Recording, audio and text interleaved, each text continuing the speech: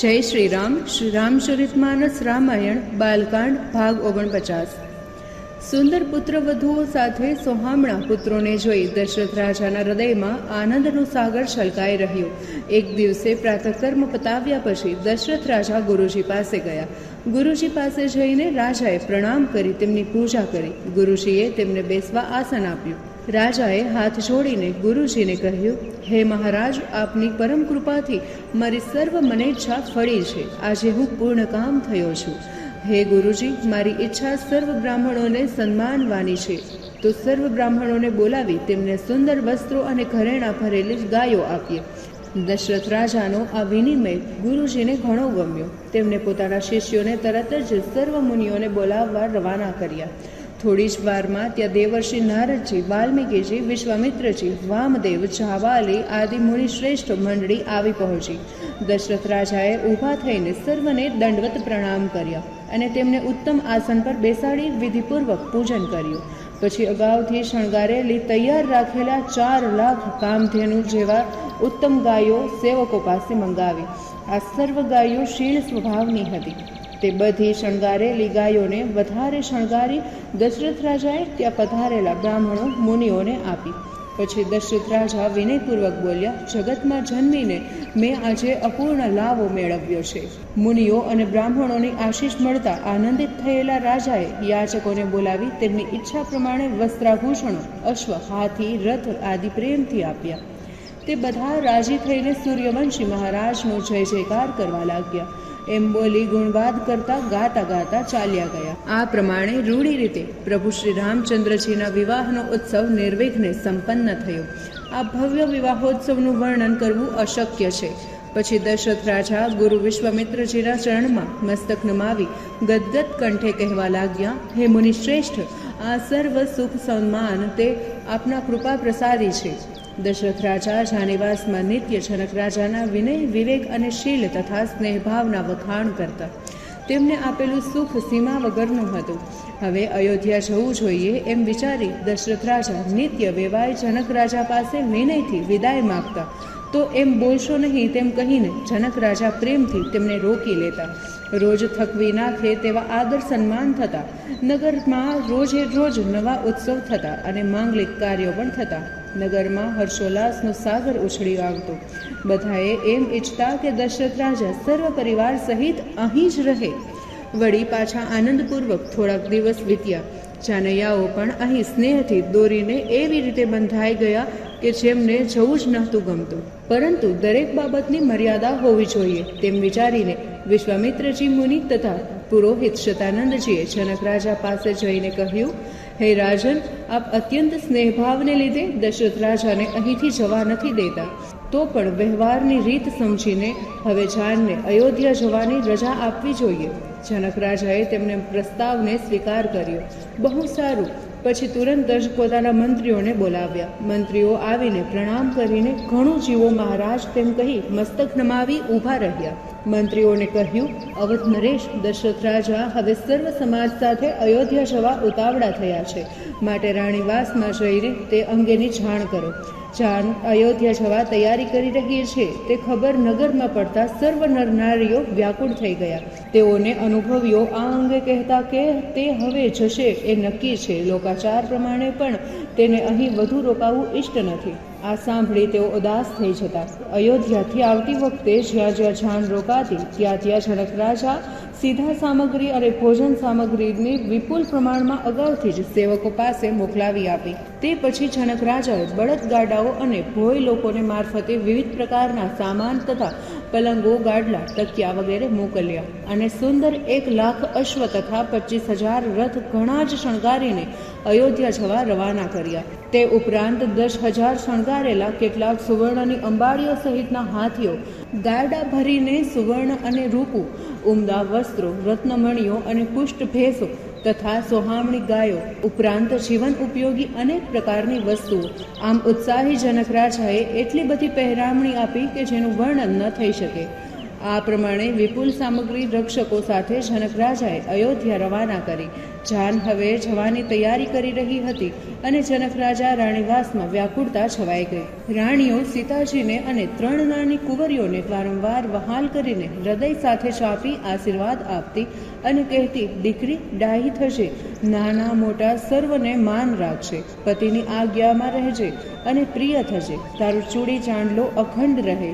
હે પુત્રી, તું તો શાણી છે, નિત્ય સાસુ સસરાના ગુરુજનોની સેવા કરશે, પતિની ઈચ્છા પ્રમાણે વર્તશે, તેમને અણગમતું ન કરીશ. સીતાજીની સખીઓ પણ પ્રેમપૂર્વક સ્ત્રી ધર્મની મહત્તા સમજાવતી, તે પછી કુંવરીઓને સંભળાવતી હતી.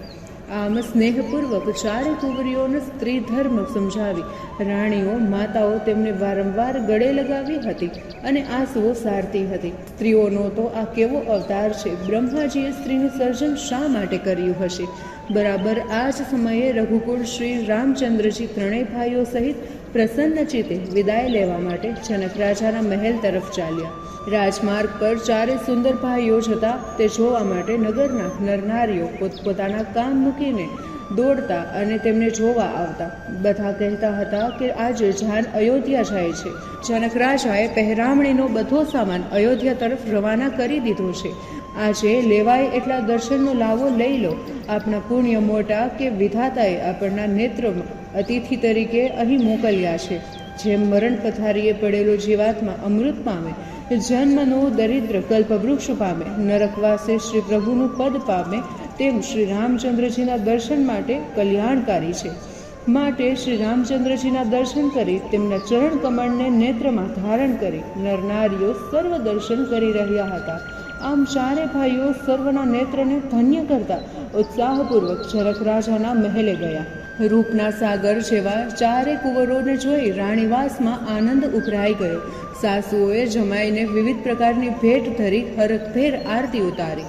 તેમાંય પ્રભુ શ્રી રામચંદ્રજીની શોભા અને તેજસ્વી મુખ મુદ્રા જોઈ રાણીઓ પ્રેમવશ થઈ વારંવાર તેમના પગે લાગતી અને ઓવારણા લેતી. સર્વ રાણીઓમાં આ વખતે સ્નેહની ભરતી આવી હતી. રાણીઓએ પછી 3 ભાઈઓ લક્ષ્મણ, ભરત, શત્રુઘ્નની સહિત શ્રી રામચંદ્રજીને સુવાસિત જળથી નવડાવ્યા અને તેમને ષટ્રસાદી ભોજન કરાવ્યું. જમી લીધા પછી કેટલીક વારે યોગ્ય સમયે જોઈ શ્રી રામચંદ્રજીને હાથ જોડી સંકોચ પામતા બોલ્યા, પિતાજી, હવે અયોધ્યાપુરી સર્વ સમાજ સાથે જવા ઈચ્છે છે. આપની વિદાય લેવા અમને અહીં મોકલ્યા છે.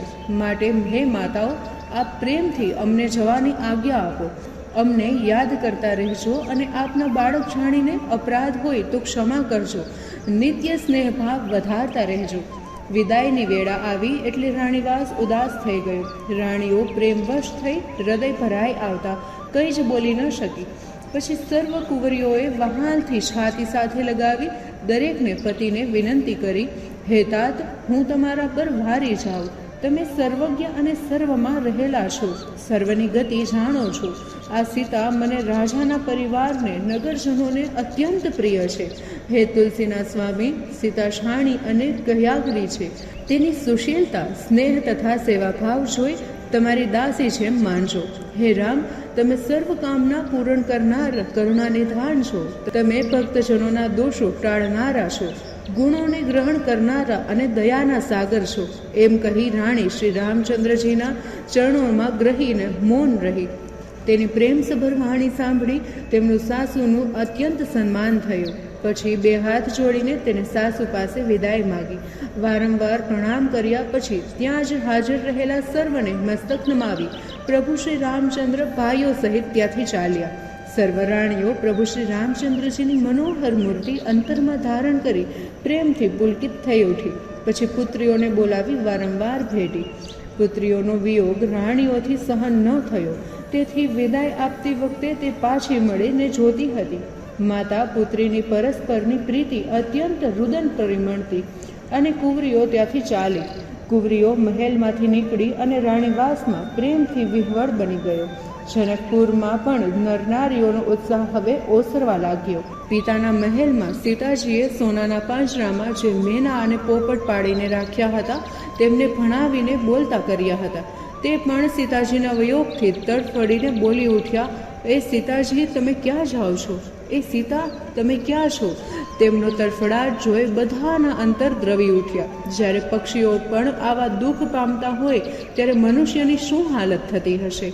એવામાં જનક રાજા તેમના ભાઈ સહિત વિદાય સ્થળે આવી પહોંચ્યા. સીતાજીને જોઈને જનક રાજાનું અંતર પાછું દ્રવી ઉઠ્યું. તેને ગળે લગાવીને વારંવાર હાથ ફેરવતા આંસુ સારવા લાગ્યા. મંત્રીઓએ તેમને સમજાવ્યા કે આ રડવાનો સમય નથી, હૃદય કઠણ કરો. પછી સર્વપુત્રીઓને વારંવાર મળીને તેમને સેવકો પાસે ત્યાં શણગારેલી પાલખીઓ મંગાવી હતી, તેમાં બેસાડી. અત્યારે મુહૂર્ત સારું હતું એટલે જનક રાજાએ રિદ્ધિ સિદ્ધિ સહિત ગજાનનનું સ્મરણ કરી સર્વ કુંવરીઓને પાલખી પર ચડાવી. ત્યાં સર્વ પરિવારને પ્રેમવશ શિથિલ થઈ ગયો. પાલખીમાં બેઠેલી પુત્રીઓને રાજા રાણી શ્રી ધર્મ સમજાવતા અને ઘણી શિખામણ આપતા.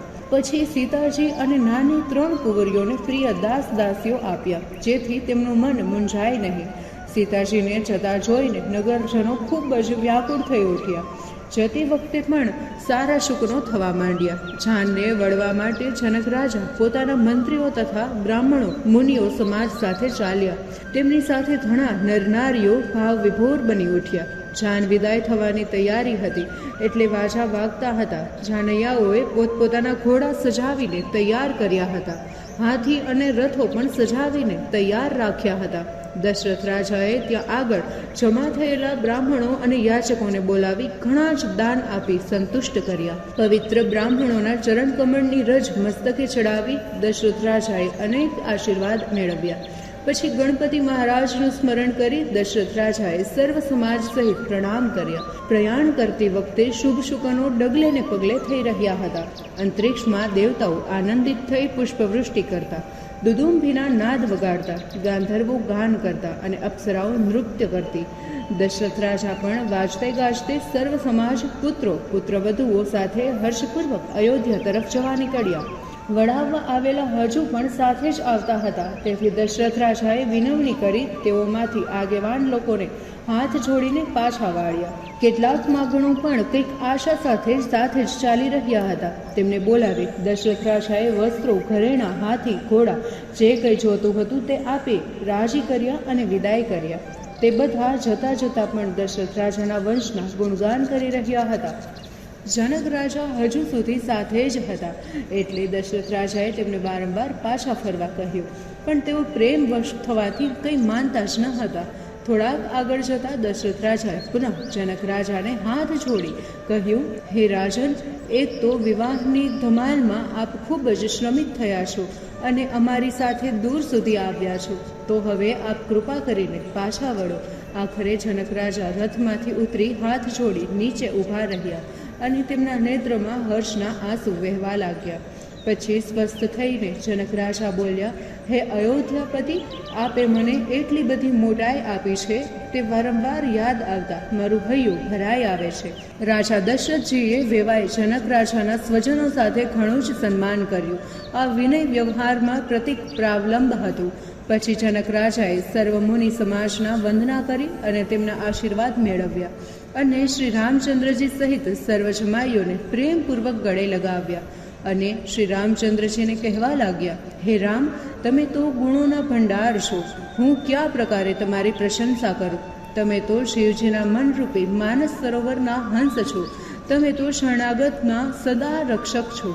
યોગીઓ જેને માટે સર્વ કામના ત્યાગી યોગ સાધે છે, જે વ્યાપક બ્રહ્મ અવિનાશી છે, જેમની લીલાને કોઈ પામી શકતું નથી, જેમને મહિમાને વેદ નેતિ નેતિ કહીને બિરદાવે છે, તે સમસ્ત સુખના ધામ આપ પ્રભુ આજે નેત્રોના વિશ્રામ થયા છો.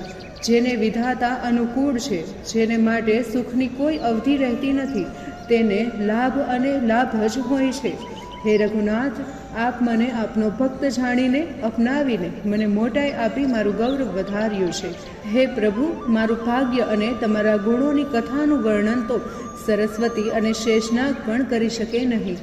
આપની મોટી મહત્તા એ છે કે આપ થોડા જ પ્રેમથી સેવક પર કૃપાવંત થઈ જાઓ છો.